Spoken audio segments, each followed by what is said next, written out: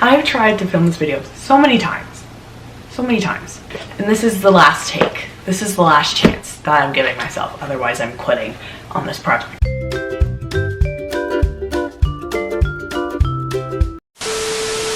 Hi everyone, my name is Valerie B. Welcome back to my YouTube channel. We're doing another book review. Today we are doing Iron Flame by Rebecca Yarros. It's the second book in the Fourth Wing series. You guys are gonna be so impressed. I wrote so many notes.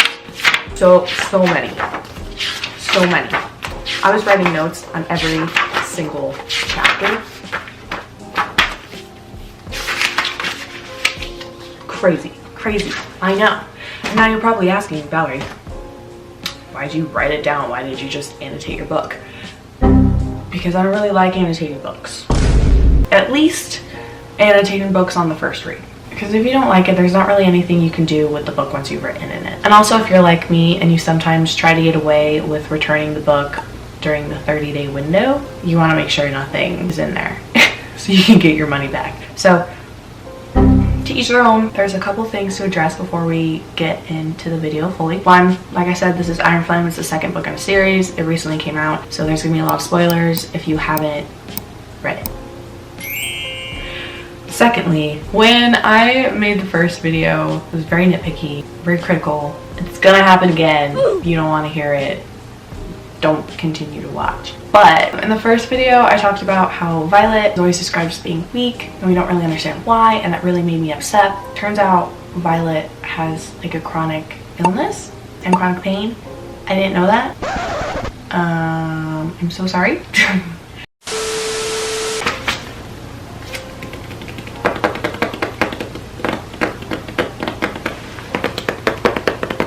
Anyways, let's get into the plot. For how long this book was, it's just wild how she set it up and went about it. Like, you wrote this many pages, it has this many words, and so much is happening, and yet at the same time, literally nothing. It just boggles my mind. I really enjoyed the plot, at least for the first half of the book. Second half of the book is like, kind of dragging on. The book is split into two parts. We have part one, part two.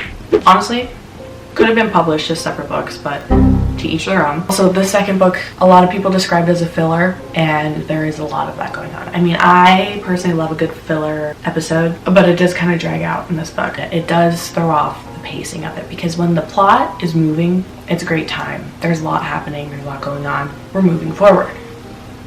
But then there's like a pause, and there's a huge chunk of filler, and then we're moving the plot forward. And then pause, huge filler. It's like red light, green light. It's like, ugh. The second book picks off where the first book ended. The first book ended. Everyone first year was going off to the board games. Xaden gets a tip off about these creatures called Wyvern and Venom that are gonna attack some like outpost. And Violet goes with Xaden, and then all the relic kids end up going as well. They go fight, someone dies, 2 people die, 3 people? Two people die. Violet gets injured, battle ends, Violet is taken to Xaden's house. The house of Ryerson, where we find Brennan. He's alive, and he is now part of the revolution.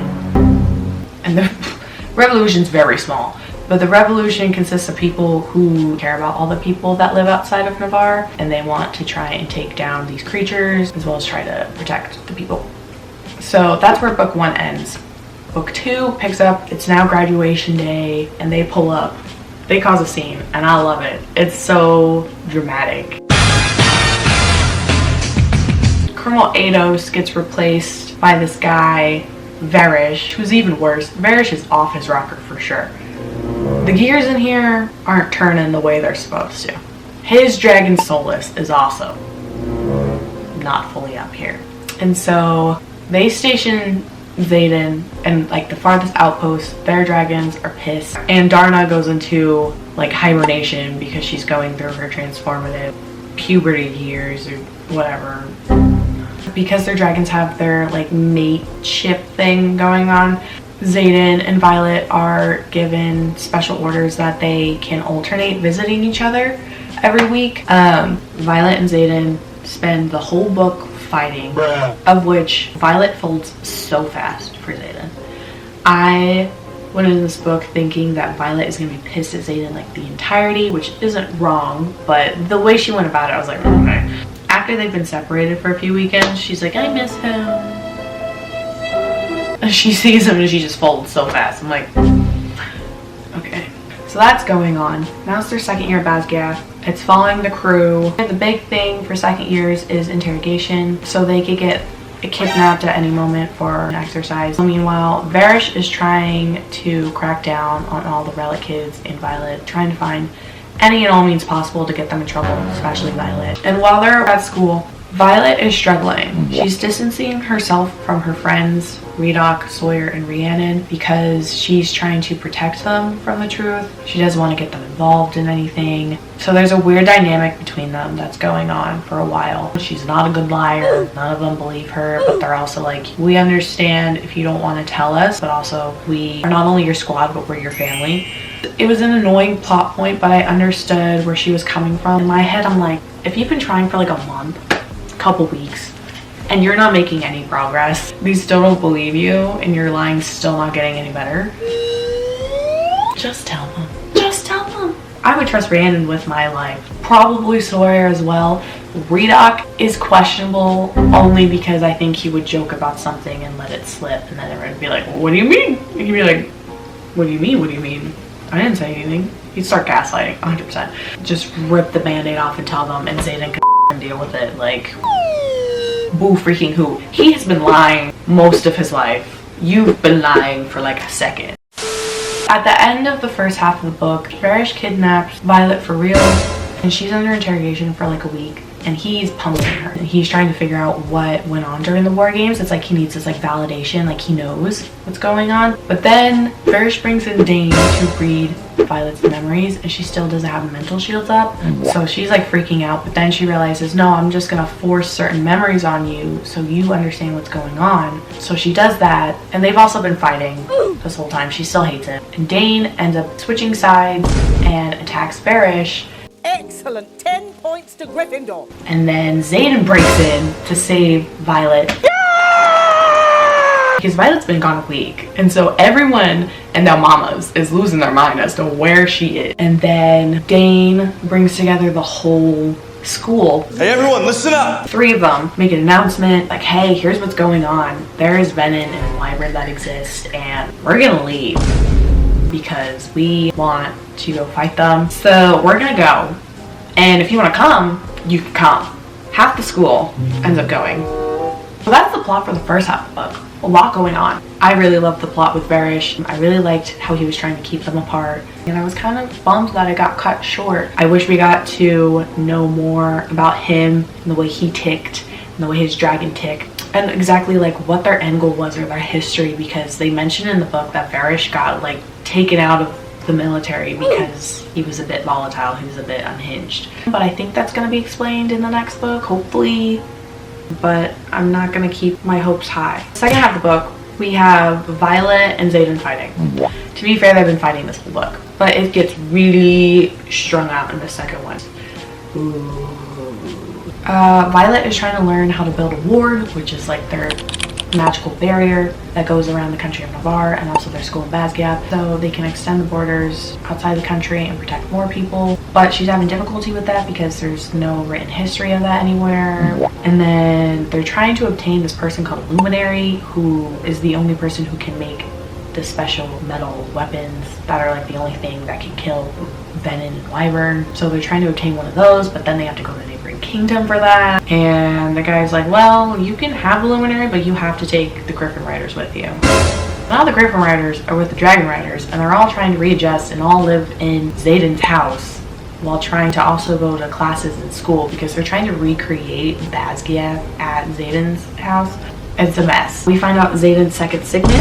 Violet has a second signet. It supposedly has been manifested and alluded to, but nothing has been confirmed. And then basically the end of the book is that the one guy from Navarre who can like predict battle outcomes, he sends a message to Xaden's house and he's like, hey, the Venom and Wyvern are going to attack us. We need your help. They're like, nope, no thanks. And then somehow Violet figures out that the Venom aren't after the Navarre borders, but instead are after Basquiat, which is further inside the country. And so somehow Violet figures that out. I don't really know how. And so then Violet's like, I think we should go actually and go protect Basquiat. And so the whole school of Xaden's house, including the Griffins, go to protect Basquiat, and they fight the Venom, and Violet has a freaking epiphany that literally was so obvious. It makes me hurt. I'm like, you were supposed to be smart. How did you not figure it out? Anyways, she figures out how to make the ward. She almost dies making the ward, and then her mom steps in, sacrifices herself. And I was like, pop off, Mom. Good for you. They put the borders up back at Basquiat, and then the book ends. Oh, I liked this ending. A lot of people didn't. I really did. So the book ends. Xaden's fighting a Venom, and then what happens? This man turns Venom. Great plot twist. Great plot twist. A lot of people are pissed about it. They're like, that's not good, which it's not. But I really enjoyed it. After I read it, I immediately thought of some other books that have done that as well. So there's, I think, 2 ways that I could go for him. I'm intrigued to see which path she's going to choose for Xaden, but she did mention in an interview that it's possible for someone to be a writer and also be in control of Wyvern. Everyone's freaking out. I'm like, this man's just going to be bigger and badder than ever. Like, he's going to be the baddest mofo out of the whole crew. Because this man not only has 2 siphons and the biggest, baddest dragon, he's now Venom. Like, this man is unstoppable until he's not, which is possible. The majority of this book, truly, I was on autopilot mode. A lot of it, I'll be honest, I didn't know what was going on. So even though I just gave a long description for the plot, that took a lot of brain power to think back and remember, because I genuinely don't remember a lot that went on. Characters. The side characters are the star of the show. The side characters are the star of any filler, book, chapter, episode. But the thing is that Rebecca likes to do this thing where she introduces a lot of characters at the same time. And when she introduces her new characters, she gives like 1 or 2 descriptors. That's it. Never describes them ever again. She just starts using their names. It makes it so hard to follow. There's so many characters. There's like double the amount of characters, because you not only have the writers, you also have all the dragons that go with them as well. So not only are you having to deal with maybe say 10 new characters, it's now really 20, because you can guarantee she's gonna mention their dragon, of which you can't pronounce their name anyways. You're like, are these people important or not? And even for the reoccurring characters, she doesn't really describe them. Starting the second book, I didn't know who Sawyer was. I completely forgot who Sawyer was until a third of the way through the book, and I was like, that's who he is, because she's not using these like key descriptors to jog the reader's memory, to remind them of who this person is. So it's so infuriating. This is just a list of the characters that I can remember. So we got Violet, Xaden, Garrick, Bodhi, Sawyer, Jacinia, Sloane, Eric, Quinn, Imogen, Brennan, Mira, Mama Sorengale, Cat's sister, Dane, Colonel Ados, Varish. I don't even know what that number is. Multiply that by 2, because all the dragons and or griffins have names too. Bruh. And then also add like 20 onto that, because there's also all these adult characters that were mentioned and their dragons as well. Only like a half of them I can give you a pretty good description of them. The rest I'm like, they're there. And that's so annoying. It makes it so hard to follow. We meet Prince Eric, who's the Prince of Navarre. His dad doesn't know that he's become a writer. He's doing it because he hates his dad. And then we meet Sloane, who is Liam's sister. She hates Violet. The end. Kat, who's Xaden's ex, and she's a Griffin writer. She hates Violet, and they absolutely hate each other's guts. That I think is resolved way too quickly, but that's just my opinion. And Sawyer loves Jacinia, and that just makes my heart so happy. I love them. I love them. Redoc carrying the humor on his back. Redoc is my favorite character. Has been my favorite character. And he did so good the second book. He's so funny. I would argue he was funnier in the first book, but that's just me. We don't really get to see a lot of the main characters. They are inconsistently placed throughout the plot, which made me really upset because it gave a lot of life to the story. Brennan wasn't in the book as much as I was hoping. I thought he was gonna play a bigger role and he didn't. So,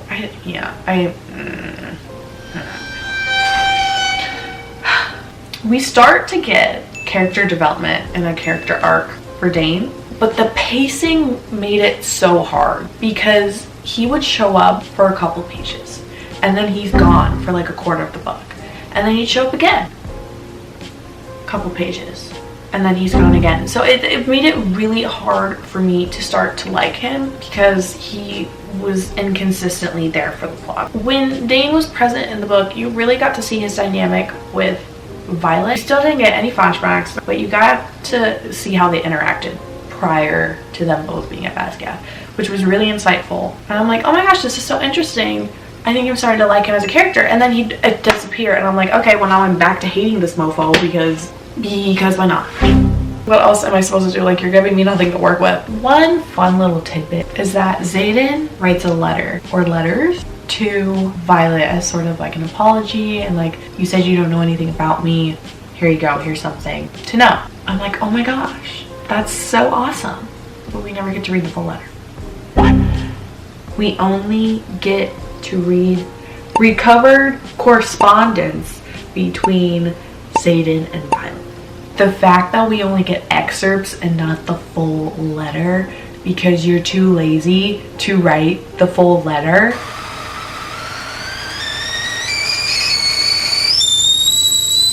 makes me want to punch a wall. I'm being judgy again. I'm so sorry. Maybe there's a rhyme and reason. Maybe there's a rhyme and reason. But maybe, but also maybe, that rhyme and reason is she's too lazy.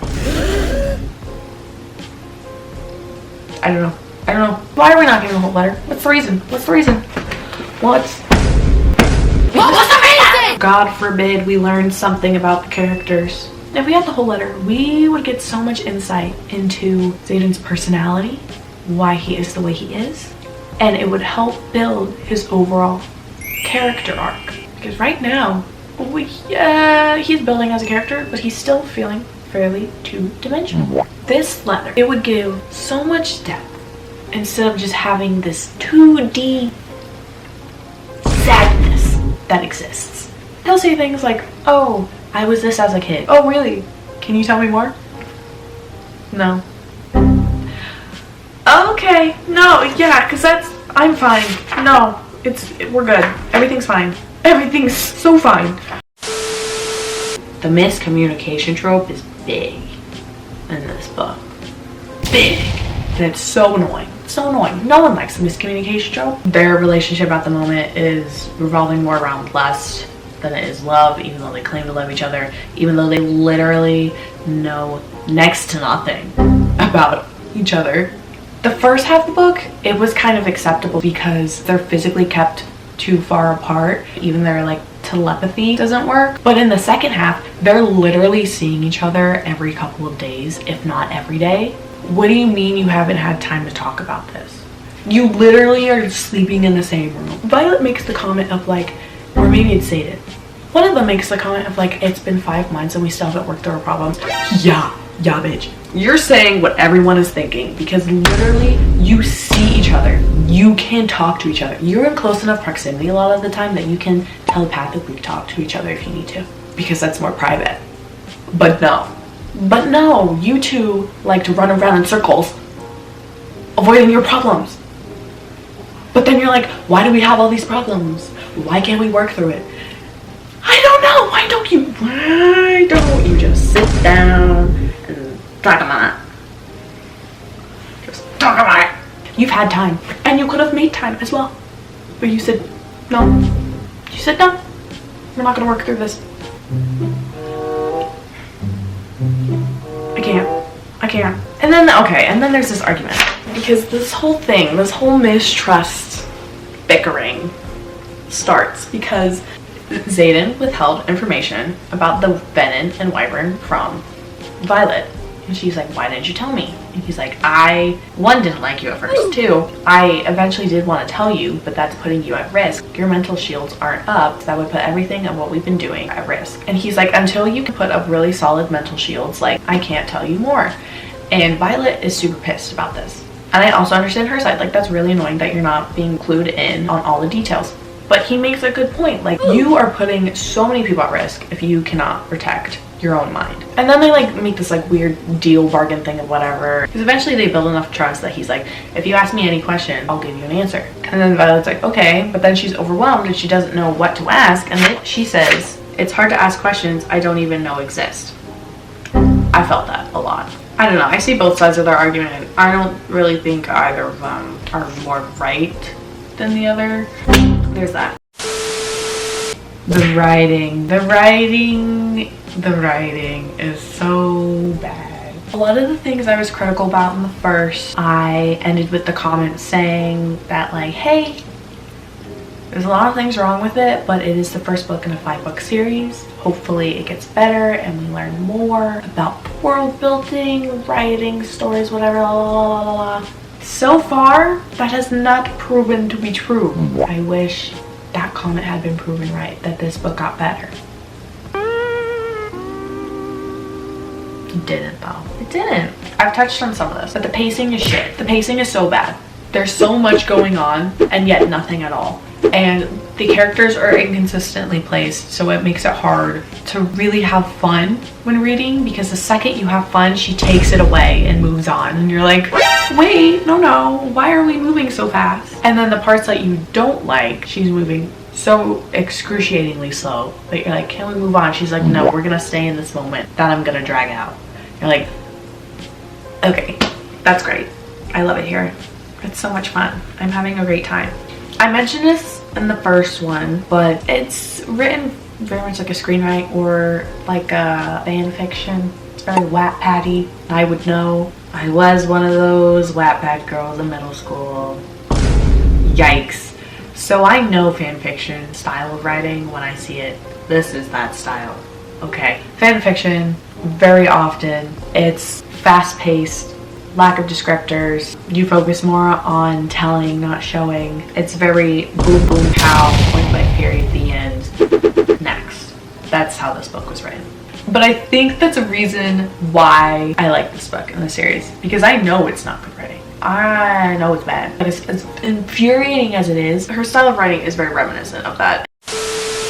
She continues to info dump. Especially when it comes to geography. Bitch. I was a good student in school. I got good grades in all my subjects. Tell me why this world makes no sense geographically. Every time. She brought up like a war map and what was going on, where people were moving. I didn't understand a single thing. And I would look at the map and I'm like, bitch, what do you mean? That doesn't make any sense. And also, I don't understand how this continent is set up, because they're like, oh, here's all these different countries and like colonies. But then they like rule each other, but they don't, but they're separate, but they're not. And I'm like, that's one of the reasons why I put myself on autopilot mode for this book, because I was like, I don't know what you're talking about. I don't know what's happening.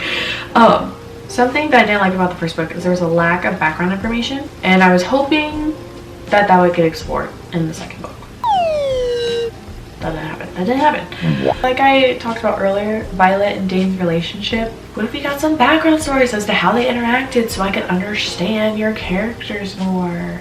No. We got a mention of like, one of them's always getting the other out of trouble and one of them like broke their arm. You guys have been friends for like 12 years. And that's all we get? That's all we get. Bombastic side eye. Okay. And she's really good at this, but it makes the story pretty bad. Telling, not showing, when you should show, not tell. Are you following? Let me just read straight from the book. What she does is she tells you bits of information, but you don't get to fully understand the gravity and importance of these events, people, or just general details. because she doesn't delve into it farther. She glosses over it and then moves on. And you're like, no, that sounds important. Let's backtrack. Tell me. She's like, no, that'll be explored in the future books. I'm like, what? Really? What do you mean? I think I put this perfectly. Rebecca keeps the reader on a need-to-know basis. But that doesn't work because the reader literally needs to know why, so they can understand your story better. This type of writing makes it really hard, at least for me, to fully dive into the story and like absorb myself in this universe and really connect with the characters. I'm gonna use Dane and Violet's relationship for this. Violet says, quote, "We used to be so close. What happened?" End quote. Girl, you tell me. How the fuck am I supposed to know? How am I supposed to know what happened between you two? How am I supposed to know how you act before? This isn't my story. This is yours. You should be the one telling me how you two used to act.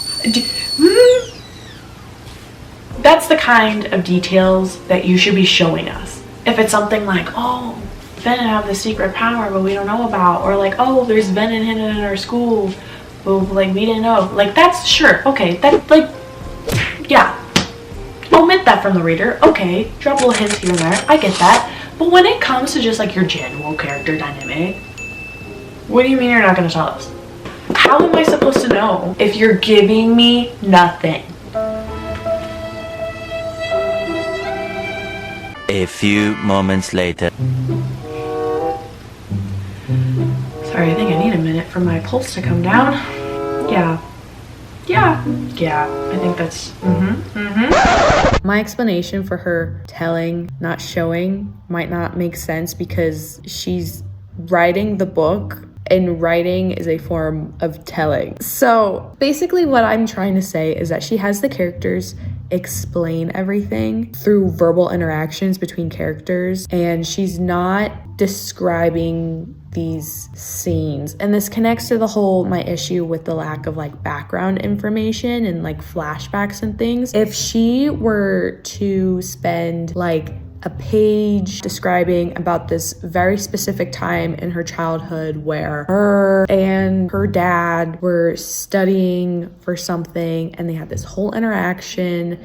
She's describing the library that they're studying at, the contents that we're reading, the jokes that are being made, the emotions on each other's face, how they looked, like giving a really in-depth description of this previous event is an example of showing. Again, when she's describing like her relationships with people or her past or whatever, she's keeping the reader on a need-to-know basis, which is really interesting because like this is from the first-person perspective. We should know all the ins and outs of Violet. We should know all these backstories and like how she grew up, what her favorite color is, why she likes XYZ people, why she doesn't like XYZ people. Like, we should know the character Violet like the back of our hand. But she's not giving us that, and it's just preventing her from creating these really beautiful, complex characters. It's keeping them very surface level, very bland, not super relatable, because you're not able to make those deep connections. You can't relate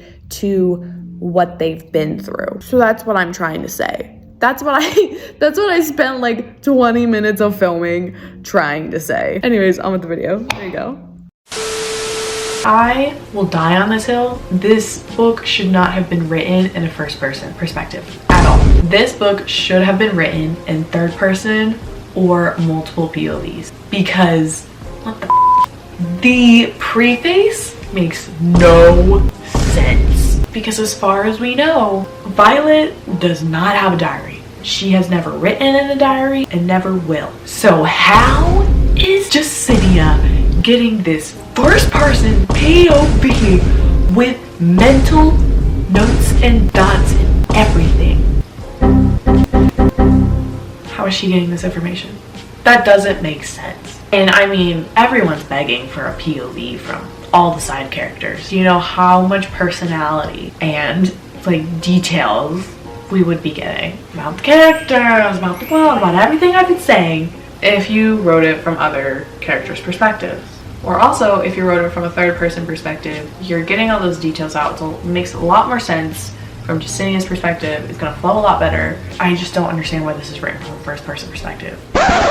The battery died again, so we're just gonna end the video like this. Our last thoughts, it's a chaotic mess. Like, subscribe. I'll see you in the next one. Bye.